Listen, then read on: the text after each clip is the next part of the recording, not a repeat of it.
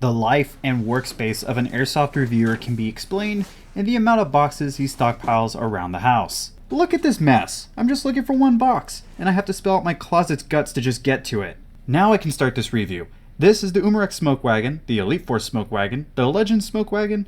They're all the same thing. A pretty little single action revolver that you can find on AirsoftStation.com for $125 with the links in the description. This review is going to be a bit difficult to make lengthy due to the revolver's simplicity.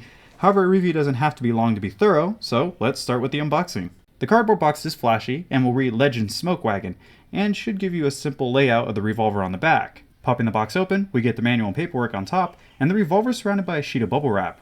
Very simple packaging. The paperwork will include a registration card, an Elite Force advert, and of course the manual. This manual will show you how to load and unload the revolver, how to use the safety, and how to insert a CO2 cartridge, but that's what I'm here to show you, so we won't need this. Now the Smoke Wagon single action revolver is very straightforward. The body is made of metal, while the two plastic components on the entire gun consist of the orange tip and the fake wood grips. These would hide the storage for the CO2 cartridge, but are easy to peel away from the revolver, and included with the removable grip panel is a built-in tool. So you won't need to take one yourself and risk losing it on the field or at the staging area. While you're at the staging area though, you might want to use your safety. That should be activated whenever the Smoke Wagon arrives. To deactivate this, just push the switch towards the muzzle of the gun, or push it towards the trigger to activate it. I found that mine is very easy to activate whenever I wanted it to be, but so stiff to deactivate that I needed my house keys or something else to switch it back.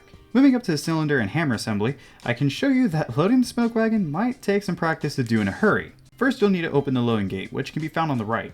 Then half-cock the hammer, which will allow you to spin the cylinder clockwise. Now you can either tilt the revolver backwards to make the shells drop out freely, or you could actually take the time to use the working ejector rod. This is a very nice touch, but it will slow you down more, if that's a problem at all. To load the shells that are done in the same mock nickel fashion, the user would have to insert a single BB into the rear of the shell, but you don't really need to remove these shells from the gun to do this. You could be just as lazy as I am, and just load them while they're in the cylinder. You can do this easily before you have to pick off your close range targets with the 6 shots you have, either with steady hands or by just holding down the trigger and fanning the hammer. It's your choice. I really enjoyed how all this works, from the almost textureless hammer and trigger to the time it takes to load the entire cylinder. It makes you really appreciate what you have today. I mean, really now, the rear sight is virtually inexistent, and the front sight is just this built-in undotted wedge. This is not something that anyone serious would run an IPSC competition with. It's slow to reload, it's slow to unload, the sights are pretty poor, and so is the range at 100 feet with a .2 gram BB. But this is all in comparison to standard gas blowbacks out there like the 1911.